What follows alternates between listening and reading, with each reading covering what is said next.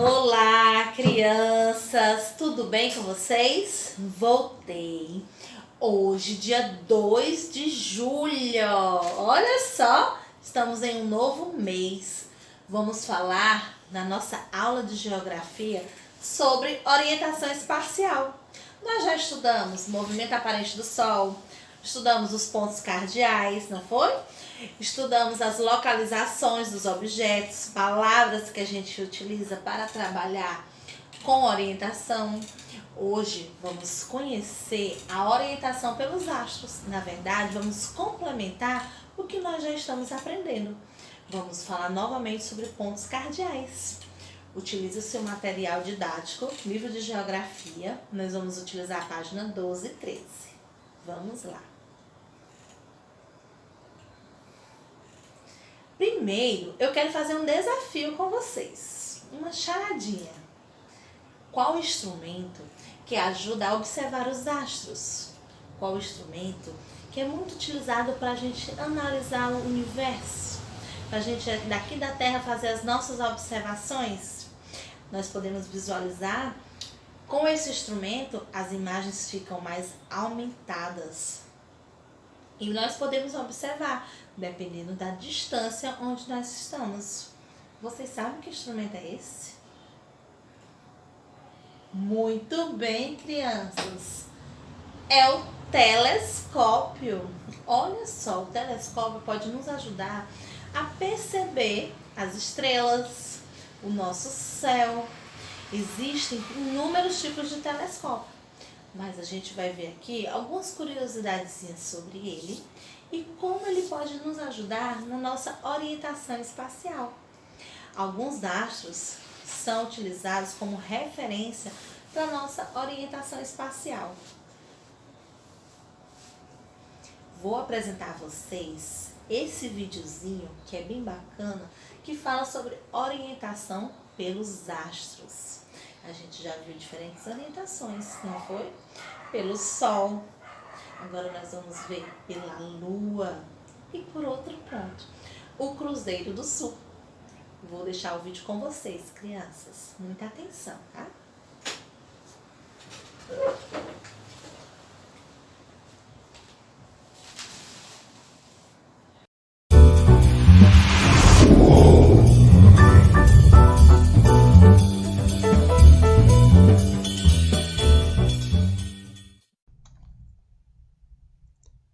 Orientação pelos astros.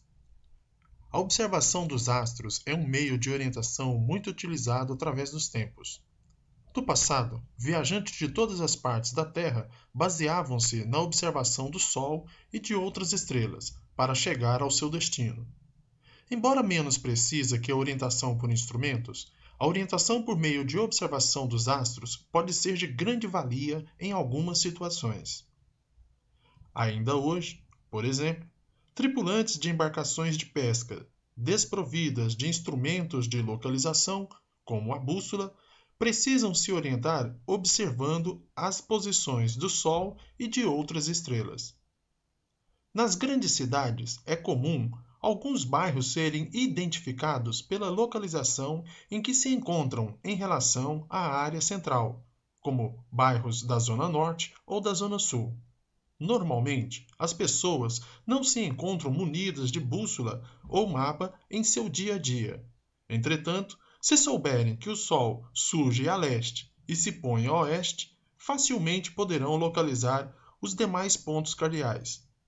Nesse caso, a orientação pelos astros pode ser útil a quem não conhece muito bem uma cidade e quer se direcionar a um bairro localizado, por exemplo, na Zona Norte. Orientação por instrumentos.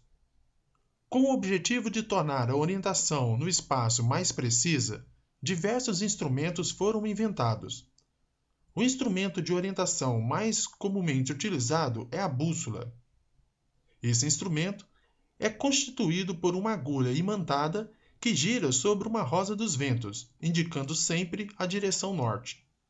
A bússola está presente em aviões e navios, auxiliando a tripulação a manter corretamente o trajeto da viagem. Além disso, Muitas pessoas se orientam por esse instrumento para não se perder. Por exemplo, ao explorar cavernas, florestas, desertos ou fundo do mar. Entretanto, existem aparelhos de orientação bem mais precisos que a bússola, que funcionam por meio de sinais de radar ou satélite. Entre eles está o GPS, sigla que, em português, significa Sistema de Posicionamento Global. Esse aparelho é dotado de um receptor que capta sinais de pelo menos 3 satélites para definir sua posição. Os sinais informam a localização e a altitude de qualquer ponto na superfície terrestre.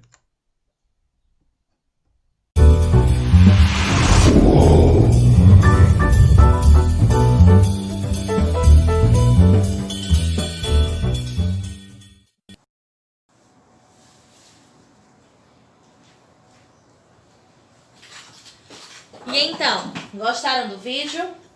Viram como é importante a questão da orientação pelos astros? Viu como pode ajudar uma pessoa de um bairro?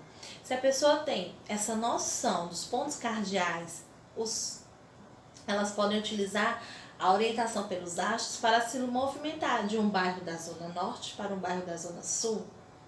Foi bom ver esse vídeo que a gente pôde relembrar novamente essas informações. Falamos do GPS, falamos dos pontos de localização, não é verdade? Agora, nós vamos falar sobre alguns elementos que são de muita importância para ajudar nessas localizações, que facilita a nossa vida ao nos orientarmos pelo Sol. É uma forma de orientação, pois quando nós sabemos que o Sol nasce do lado onde o Sol nasce é o lado leste, nós nos facilitamos a nos identificar pelos pontos cardeais. Temos também a Lua, que é mais uma fonte de orientação dos astros. E temos também o Cruzeiro do Sul. A posição das estrelas nos ajuda a identificar as localizações, principalmente quando se fala em pontos cardeais. Nem todo mundo é munido de bússola a todo momento. Nem todo mundo se utiliza de GPS a todo momento. Então, há pessoas que utilizam esses recursos para poder se orientarem nos espaços e nas localizações. Agora, a gente vai continuar falando sobre isso, estrelas, Cruzeiro do Sul, galáxia, universo e essas informações através desse pequeno vídeo. Vamos assistir?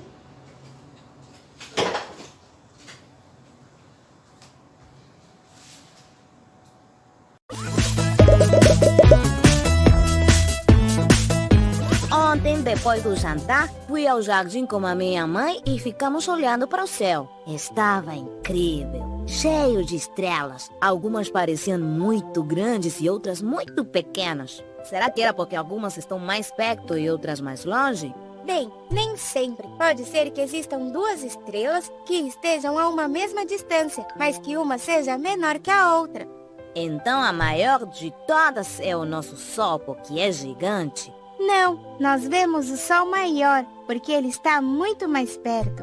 As estrelas podem ser muito maiores ou menores que o Sol. Você viu que existe uma linha grossa que atravessa o céu que está cheia de estrelas e que por fora dessa linha quase nem tem? Você está falando do cinturão da galáxia, mas mesmo que não possamos vê-las, existem muitos milhões de estrelas nesses lugares que você pensa que estão vazios. Acho que seria bom lembrar do que vimos na aula. Em outras aulas, vimos que o nosso sistema solar é composto por uma estrela central que é o Sol. Vocês se lembram de quantas estrelas existem no universo? Existem muitas estrelas, são tantas que é impossível contar. Todas as estrelas que vemos formam parte da galáxia onde está o sistema solar, chamada Via Láctea.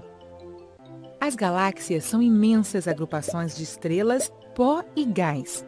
Algumas são elípticas, outras irregulares e outras são espirais, como a nossa Via Láctea. As galáxias estão muito longe uma das outras? As distâncias no universo são medidas em anos-luz. É necessário usar uma medida especial, porque as distâncias são enormes. Se pudéssemos voar em um foguete, vocês sabem quanto demoraríamos para chegar até a galáxia mais próxima? 179 mil anos. É uma noite muito clara. É possível ver uma galáxia que é muito grande. Essa galáxia se chama Andrômeda e aparece como uma pequena zona mais clara no céu. Eu já sei então por que essa noite tão bonita via-se esse cinturão azul que cruzava o céu. Na verdade, como o sistema solar está muito próximo ao limite, o que vemos é um braço... Ei, inscreva-se! Não se esqueça de responder a pergunta e continuar aprendendo com os próximos vídeos.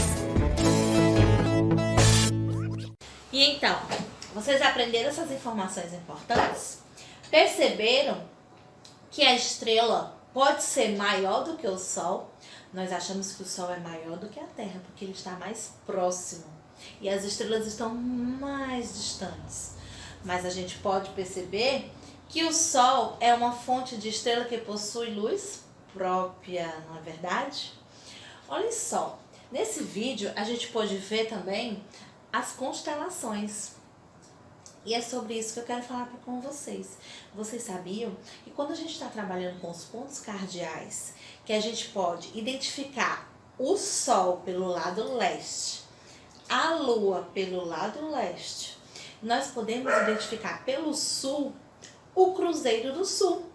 São as formações de estrelas que lembram o formato de cruz, não é verdade?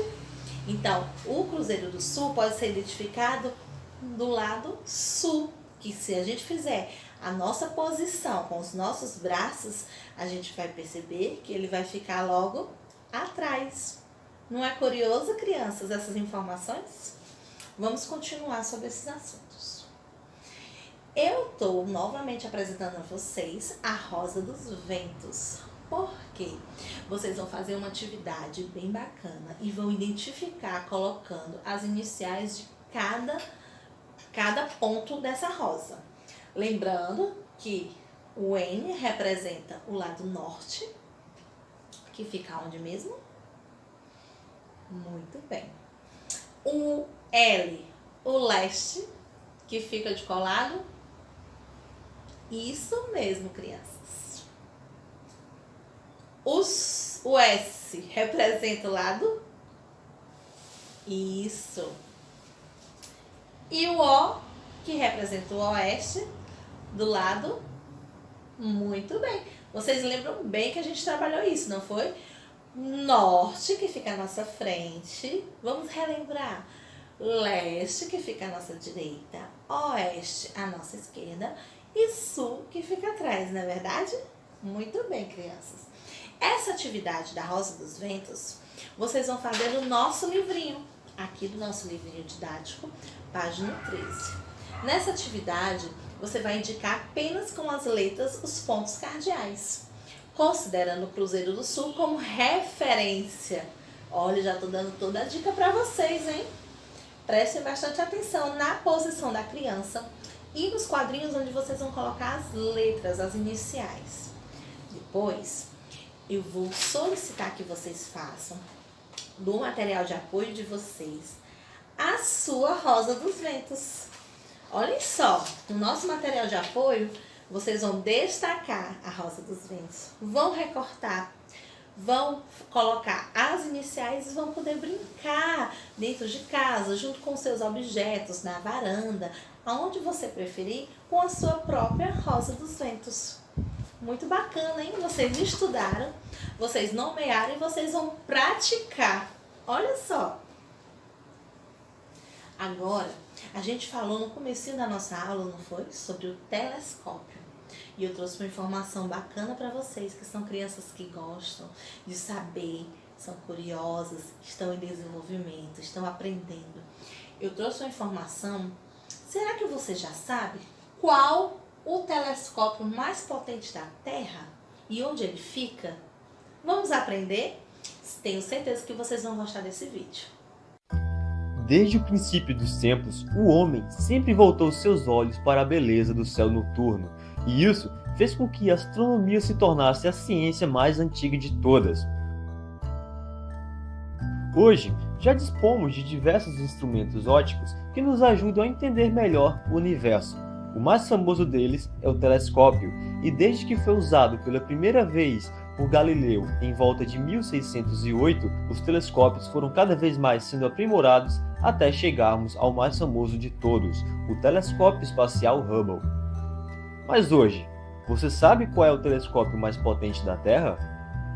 Bom, localizado no deserto do Atacama, no Chile, a quase 3.000 metros de altitude, fica o Observatório Paranal, no qual é uma das instalações do Observatório Europeu do Sul, que mantém, além dessa, outras diversas instalações espalhadas pelo deserto, e além de ser composto por países europeus, também conta com outros países, incluindo o Brasil, no qual ainda não é membro oficial, só falta a assinatura de algum presidente para tornar-se oficialmente membro. É no Observatório Paranal que fica o Very Large Telescope, ou o VLT, no qual é composto por 4 telescópios principais com espelhos de 8,2 metros de diâmetro cada e mais 4 auxiliares com espelhos de 1,8 metros de diâmetro. Em termos de diâmetro de espelho, os telescópios do VLT chegam a ser ultrapassados por outros 7 telescópios, sendo o maior deles com um diâmetro de 10,4 metros. Porém, seus 4 principais telescópios podem trabalhar tanto de forma individual quanto em conjunto. Esse trabalho em conjunto faz com que eles equivalam a um único telescópio de 16,4 metros de diâmetro, fazendo com que sua potência e precisão aumente quase 25 vezes, tornando o maior do mundo, podendo realizar observações tanto na faixa visível quanto na faixa do infravermelho, e atualmente são os instrumentos ópticos mais avançados do planeta. Além disso, o telescópio 4 possui um laser de alta potência que cria no céu uma estrela artificial a cerca de 90 km de altitude.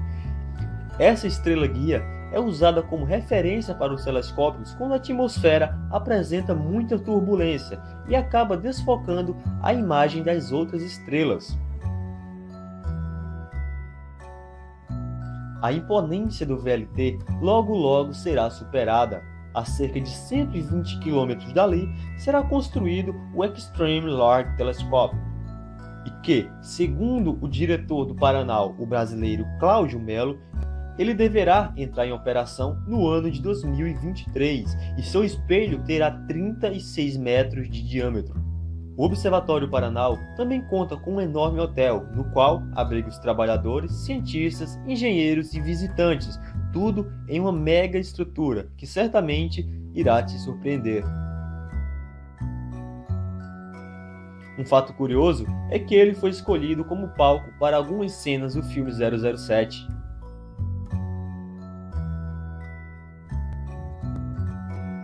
Com tudo isso, o Observatório Paranal também conta com sua própria oficina mecânica, um posto de saúde, quadra de esportes, área de musculação, música e produz sua própria energia elétrica a partir de uma termoelétrica.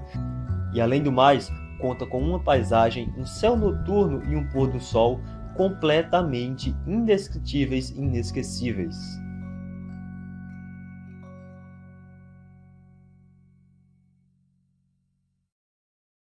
E aí pessoal, eu tô aqui no ESO, no VLT, são 2.800 metros e aqui é foda pra caralho, tá o Oceano Pacífico aqui atrás, coberto por nuvens, e aqui é muito foda, e eu vou aqui, e eu acho que eu vou encerrar por aqui. Bom, por hoje é só, até a próxima e valeu! E então, vocês gostaram do vídeo? Eu gostei muito. Aprenderam onde fica o maior telescópio do mundo? Isso, no deserto do Atacama. Olha só, turma, é muito bacana falar sobre o universo, não é verdade? Sobre o espaço, sobre os pontos cardeais, sobre o Sol, sobre a Lua, sobre todo esse mundo que é secreto. E a gente está descobrindo, não é verdade? Turminha, tem uma curiosidade bem bacana no nosso livro que fala sobre, olha só, o sistema monetário que nós estamos estudando também. que fala representando a nossa moeda. Lá na moeda de R$1, nós temos a representação do Cruzeiro do Sul, o que nós acabamos de falar.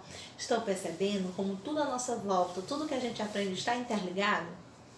Então é isso, a nossa aula de hoje. A gente fala aqui sobre orientação espacial e a gente volta na próxima aula com mais informações para vocês. Tenham um bom dia!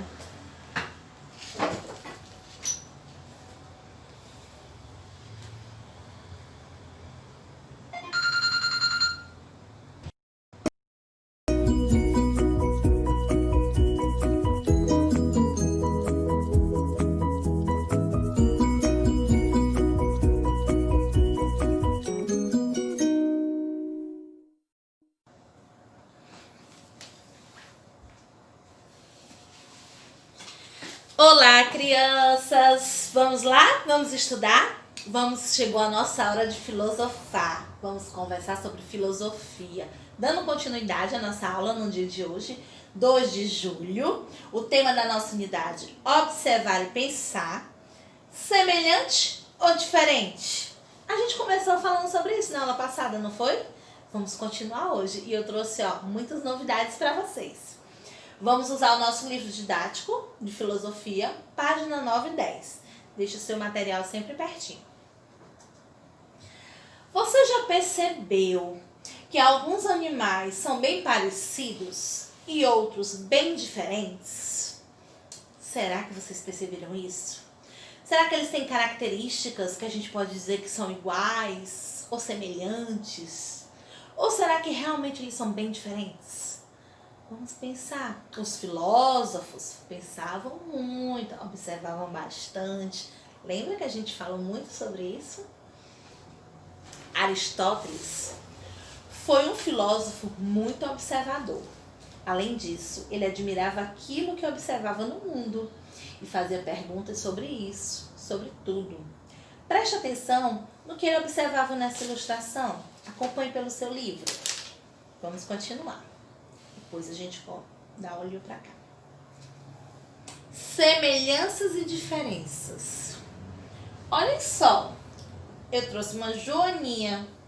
O que será que ela tem de semelhante ou de diferente da onça pintada?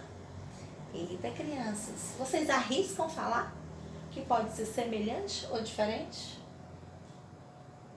Muito bem, vocês estão atentos. Posso dizer que as pintinhas, né? As bolinhas são semelhantes, mas eles têm muitas diferenças. Vamos continuar. E esses lindos golfinhos com o tucano? O que é que tem de semelhante? O que é que tem de diferente aí? Vamos analisar. Vocês arriscam falar? Tô curiosa para saber. Não vou dar dica não, hein? E aqui? O jacaré. O que ele tem de semelhante e de diferente da lagartixa? Vocês são espertos, sacaram de primeira. Muito bem. E esses outros animais? Existem muitos animais no reino animal que podem ter características semelhantes e diferentes e que podem fazer pegadinhas com a gente. Vamos continuar. Com base no que você observou, você vai realizar essas atividades. Vamos falar dessa pergunta que Aristóteles fez. Que os animais têm que são bem parecidos ou bem diferentes? Vamos continuar analisando e vou deixar o vídeo para vocês assistirem. Eu volto já já.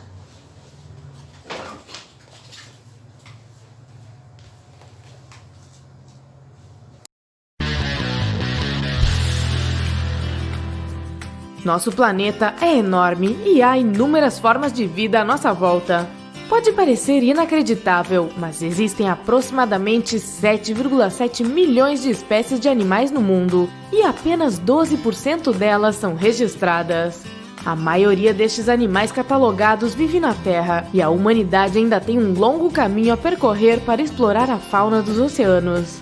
Com tanta abundância de seres vivos, não é de se estranhar que as pessoas acabem confundindo certos animais, não? Vamos lá, admita, alguns deles parecem ser idênticos. Tomara que este vídeo lhe ajude a esclarecer um pouco dessa confusão.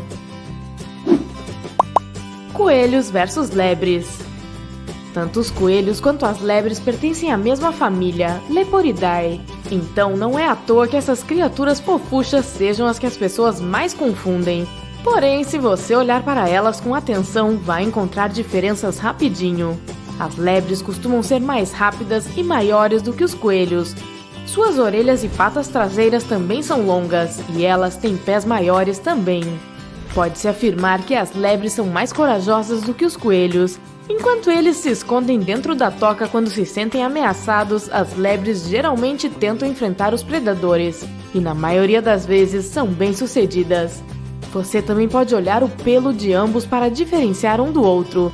As lebres têm algumas marquinhas pretas no corpo. Mariposas versus borboletas. As duas espécies pertencem à ordem Lepidoptera. Você acha que consegue distinguir uma pequena mariposa cinza ou marrom de uma linda e colorida borboleta? Então vai ficar surpreso em saber que existem espécies que são surpreendentemente parecidas. Para ter certeza de que você sabe qual criatura está na sua frente, preste atenção nas antenas dela. As borboletas têm antenas clavadas, ou seja, são fininhas com a extremidade mais grossa. Já as mariposas têm antenas filiformes ou pectinadas, que lembram um fio ou um pente, respectivamente. Outra diferença está nas asas. As mariposas, assim que pousam, deixam suas asas abertas. Já as borboletas deixam suas asas de maneira vertical quando pousam. Cabras versus ovelhas. É muito fácil confundir cabras com ovelhas domesticadas, pois as duas espécies têm muita coisa em comum. Tanto as ovelhas quanto as cabras têm unhas fendidas e têm olhos diferentes com pupilas retangulares e horizontais. Mas confira o rabo de ambas as espécies. Você vai notar que o da ovelha fica para baixo, enquanto o da cabra fica orgulhosamente voltado para cima. E mais, estes animais possuem hábitos alimentares diferentes. Assim como as vacas, as ovelhas são pastadoras, ou seja, elas comem a vegetação que está próxima do chão. Por isso, elas não têm que levantar a cabeça para comer. As cabras, porém, escolhem as plantas mais altas para se alimentar. Tem cabras que até sobem em árvores quando vem alguma folha tentadora lá no alto. Ouriço versus porco-espinho. Bem, vamos direto ao ponto. Ai! Os dois animais são espinhosos, e estes espinhos são, na verdade, pelos cobertos por queratina, que os faz ficarem duros daquele jeito. E pronto, eles não têm mais nada em comum. Para dizer a verdade, até os espinhos deles têm evoluções diferentes. Por incrível que pareça, os porcos-espinhos são roedores.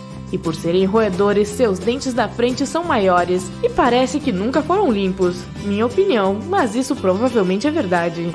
Os porcos-espinho usam esses dentes para mastigar a vegetação. Já no caso dos ouriços, o focinho e os dentes deles são pontudos. E eles são onívoros, ou seja, se alimentam de insetos, sapos, plantas e frutas. Estes fofinhos são encontrados na África, Ásia e Europa. Então, se você vir uma criatura espinhosa nas florestas da América do Sul ou do Norte, não tenha dúvida, é um porco-espinho. Lhamas versus alpacas. Estes ungulados de dedos pares pertencem à mesma família, os camelídeos. Para notar as diferenças entre eles, comece observando o tamanho.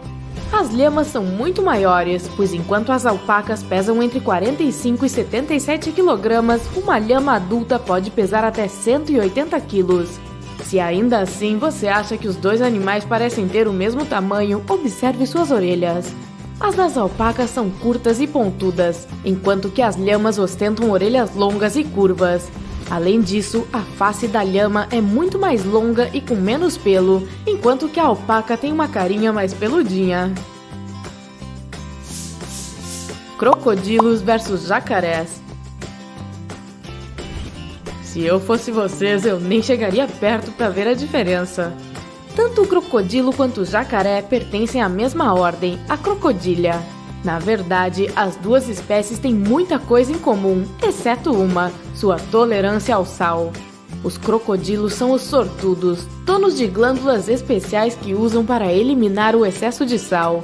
É por isso que eles se sentem em casa quando estão em ambientes de água salgada ou em pântanos próximos do litoral. Já nos jacarés, essas glândulas não são tão desenvolvidas, e é por isso que eles vivem majoritariamente em locais de água doce. Você também pode conferir o formato da cabeça deles. Na maioria dos casos, embora haja algumas exceções, os jacarés têm um focinho em forma de U, enquanto as mandíbulas dos crocodilos têm formato de V. Leão marinho versus foca. Tanto as focas quanto os leões marinhos são pinípedes, ou seja, têm uma espécie de nadadeira que os ajuda a se locomoverem.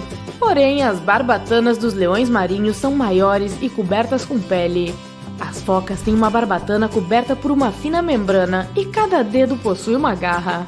As focas geralmente são menores e preferem a água do que a terra. Você já deve ter notado que elas preferem se arrastar usando suas barrigas quando saem da água.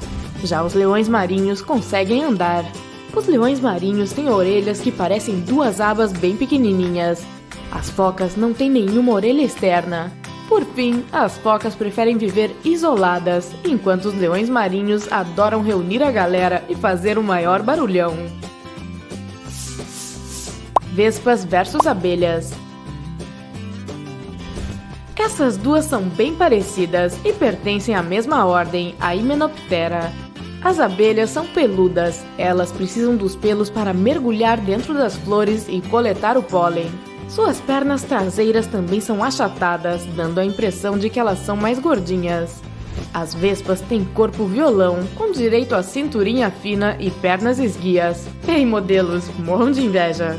No que se refere ao comportamento desses insetos, as vespas são mais agressivas, principalmente quando estão protegendo seus ninhos. As abelhas, em contrapartida, são mais calmas e dóceis. Rã versus sapo. Tanto os sapos quanto as rãs pertencem à ordem dos Anura, mas há muitas diferenças entre essas espécies. A pele da maioria das rãs é lisa, enquanto a pele dos sapos é grossa e rugosa. As patas das rãs são longas e magras e deliciosas, e os olhos delas são grandes e salientes. Já os sapos têm patas mais curtas e seus olhos também são menores. Se você tiver sorte, vai notar mais uma diferença. As rãs agrupam seus ovos como se fossem um monte de uvas. Já os sapos botam seus ovos em um longo fio. Golfinhos versus toninha. Os golfinhos e as toninhas pertencem à ordem dos Cetacea. Para distinguir um do outro, você precisa prestar atenção no corpo, nas barbatanas e na face deles. A maioria dos golfinhos tem caras pontudas, barbatana dorsal curvada e corpo magro. As toninhas têm barbatanas traseiras triangulares, corpo robusto e rosto arredondado. Além disso, as toninhas têm dentes em forma de pá e suas bocas são menores. Os dentes dos golfinhos têm formato de cone e são mais proeminentes. Jabuti versus tartaruga. Os jabutis e tartarugas são répteis e pertencem à ordem dos quelônios, mas as tartarugas têm patas com membranas, já que vivem mais na água e isso as ajuda a nadar. O casco delas é mais leve e mais liso também. Os jabutis, em contrapartida, preferem a terra. As patas deles não têm membranas, já que isso tornaria difícil se mover em solo irregular e cavar o chão. É fácil identificar um jabuti, ele tem um casco pesado que mais parece uma cúpula. Leopardo versus onça pintada. As duas espécies são cheias de pintas e as duas não passam de grandes gatos. Mas a primeira dica para distinguir um do outro é o lugar onde você viu o animal. As onças pintadas são encontradas na América Central e na América do Sul e às vezes no sudoeste dos Estados Unidos. Já os leopardos são típicos da Ásia e da África. Outro jeito de saber quem é examinando as manchas que decoram o pelo destes animais. Claro, se você tiver coragem de chegar perto. As onças pintadas têm outras pintinhas dentro de cada uma dessas manchas. Os leopardos são mais esguios e um pouco menores do que as onças pintadas. Eles também têm rabos maiores. Então, qual par de animais você acha mais difícil de distinguir? Conte pra gente nos comentários aí embaixo. Não se esqueça de curtir este vídeo e de se inscrever no nosso canal. Este é o melhor jeito de juntar-se a nós no lado incrível da vida.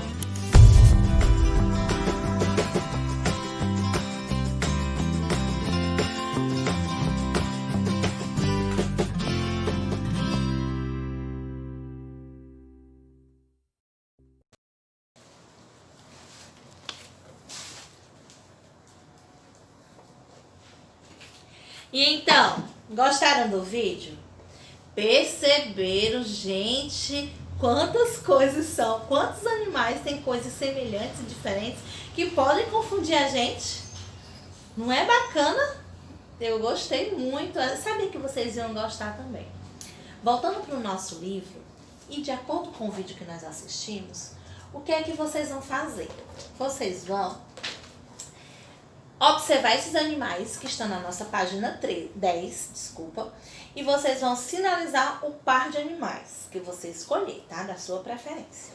Depois você vai escrever o que é que eles têm de semelhantes e o que é que eles têm de diferentes, tá? Eu sei que vocês vão ficar curiosos e vão prestar bastante atenção e vão responder essa tarefa bem caprichada.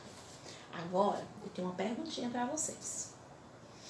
Porque na nossa hora de filosofar, na hora do nosso debate, a gente vai conversar mais sobre isso. E você? Qual par de animais você vai escolher? Então, eu vou deixar essa tarefinha com vocês. E na hora do nosso debate eu vou querer saber. Vou perguntar para vocês, tá bom? Combinado, turma? Então, a nossa aula de hoje de filosofia falou sobre isso, sobre o nosso tema de semelhanças e diferenças com base nos animais. Quanta coisa curiosa eles trouxeram pra gente, não é verdade? Então, ó, fiquem bem, a gente se encontra mais tarde, tá bom? No nosso debate. Um beijo, turma, até a nossa próxima aula.